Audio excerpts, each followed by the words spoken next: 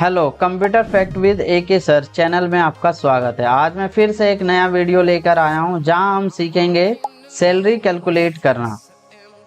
Salary table को कैसे बनाया जाता है आज हम इसके बारे में जानेंगे।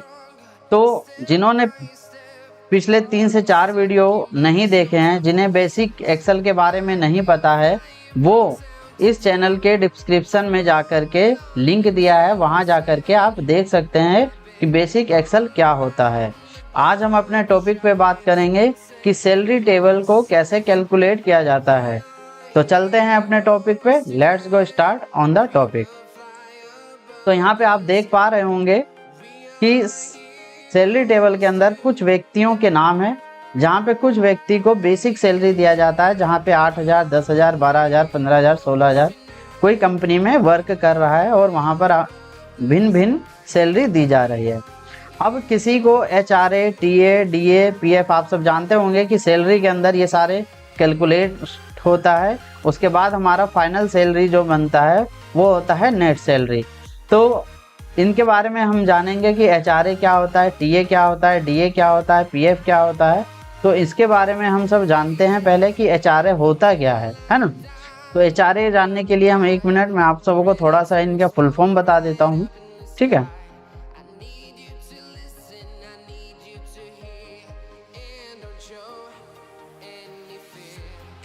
सॉरी, थोड़ा सा टाइम लग गया। तो चलते हैं HRA, जहाँ पे हाउस रेंट अलाउंस होता है, ठीक है। HRA का मतलब होता है हाउस रेंट अलाउंस, TA का मतलब होता है ट्रैवलिंग अलाउंस, DA का मतलब होता है डेयरनेस अलाउंस और PF का मतलब होता है प्रोविडेंट फंड, जो कि हमेशा सैलरी से आपका कटता है, ठीक है। HRA यानी कि हाउस रेंट अलाउंस का मतलब होता है कि रहने की सुविधा दी जाती है। TA का मतलब होता है ट्रैवलिंग अलाउंस, जहाँ पे आपको घूमने की सुविधा दी जाती है, उसका भत्ता मिलता है। और DA मतलब अगर आप कोई बीमार वगैरह होते हैं तो आपको इलाज के लिए जो पैसे दिए जाते हैं वो डेयरनेस अलाउंस होता है। तो इनको कैलकुलेट कैसे करते हैं इसके बारे में पहले हम जानेंगे, ठीक है। मान लेते हैं कि HRA हमको 10% मिल रहा है, तो बराबर, मैंने आपको पिछली वीडियो में भी बता रखा है कि कभी भी कोई भी फॉर्मूला कैलकुलेट करेंगे तो बराबर का सिंबल लगाएंगे। तो पहले बराबर हमने कैलकुलेट किया, फिर 8,000 पे सिलेक्ट करेंगे, उसके बाद मल्टीप्लाई, अब हमको कितना परसेंट निकालना है तो 10%, तो 10% पे कैलकुलेट करेंगे। तो देखेंगे कि 8,000 का 10% हमें 800 रुपये HRA कैलकुलेट हो चुका है। इसी तरीके से TA कैलकुलेट करेंगे, सेम वही 8,000 पे मल्टीप्लाई 5%। इसी तरीके से DA निकालेंगे, बराबर 8,000 की सैलरी मल्टीप्लाई 7%। इसी तरीके से PF निकालेंगे, बराबर 8,000 की जो सैलरी है मल्टीप्लाई 12%। तो आप देख पा रहे होंगे कि अलग अलग वैल्यू आ चुकी है, ठीक है ना। अब ग्रोस सैलरी क्या होता है? ग्रोस सैलरी होता है बेसिक सैलरी और जो आपको सुविधा दी जाती है उसका पूरा टोटल किया जाता है। तो पहले ग्रोस सैलरी निकालते हैं। टोटल करने के लिए भी मैंने आपको बताया था कि होम मेन्यू के अंदर ऑटो सम में जा कर के यहाँ पे आप जैसे ही क्लिक करेंगे तो आप देखिएगा कि आपका ये टोटल हो चुका है ग्रोस सैलरी, है ना। इसी तरीके से अगर सबका वैल्यू चाहिए तो सबका वैल्यू कैसे निकालते हैं पिछली क्लास में भी बताया था। अगर जिन्होंने वो वीडियोस नहीं देखा है तो इस चैनल के डिस्क्रिप्शन में लिंक है, वहां जा कर के आप देख सकते हैं, ठीक है। अब बात करते हैं हम नेट सैलरी की। नेट सैलरी कैसे कैलकुलेट करते हैं? तो नेट सैलरी हमेशा आपको जो मिलता है वो मिलता है ग्रोस सैलरी और माइनस हो जाता है उसमें आपका PF, यानी कि माइनस कर देंगे हम PF को। तो हमारा जो रियल जो हमें सैलरी मिलेगी 9,760 रुपीज़, ठीक है। तो अभी तक हमने जाना कि HRA को कैसे कैलकुलेट करते हैं, TA को कैसे करते हैं, DA को कैसे करते हैं, PF को कैसे करते हैं। एक बार मैं फिर से आपको दोहरा देता हूँ दूसरे व्यक्ति का निकाल करके।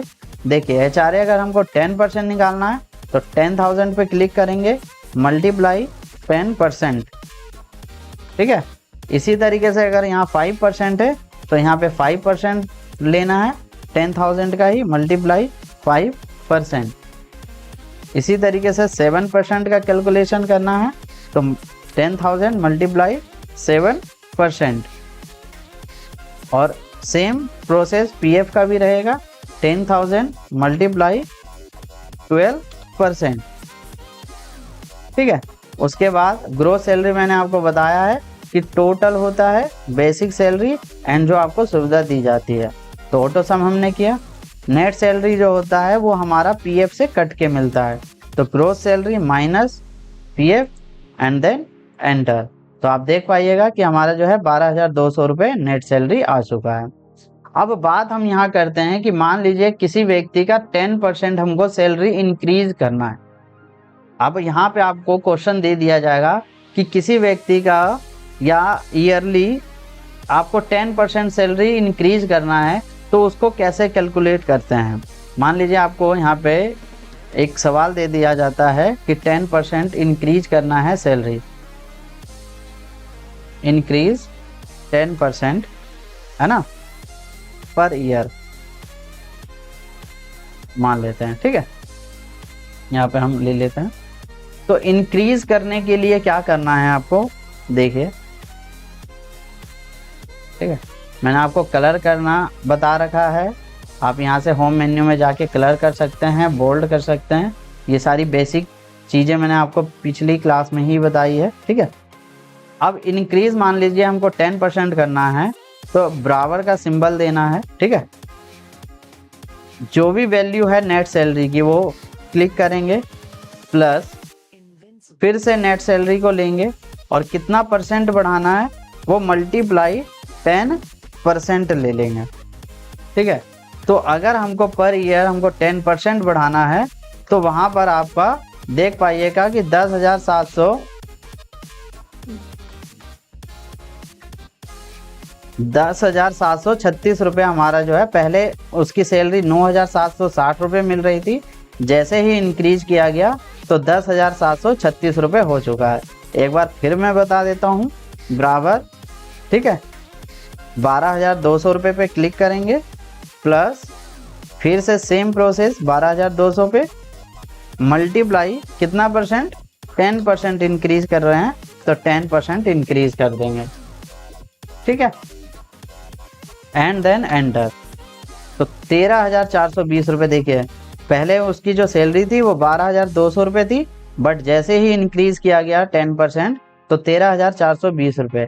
अब यहाँ बात आती है डिस्क्रीज, यानी कि मान लीजिए किसी की सैलरी घट गई, तो घटने पे उसको कैसे कैलकुलेट करते हैं वो भी सीख लेते हैं, है ना।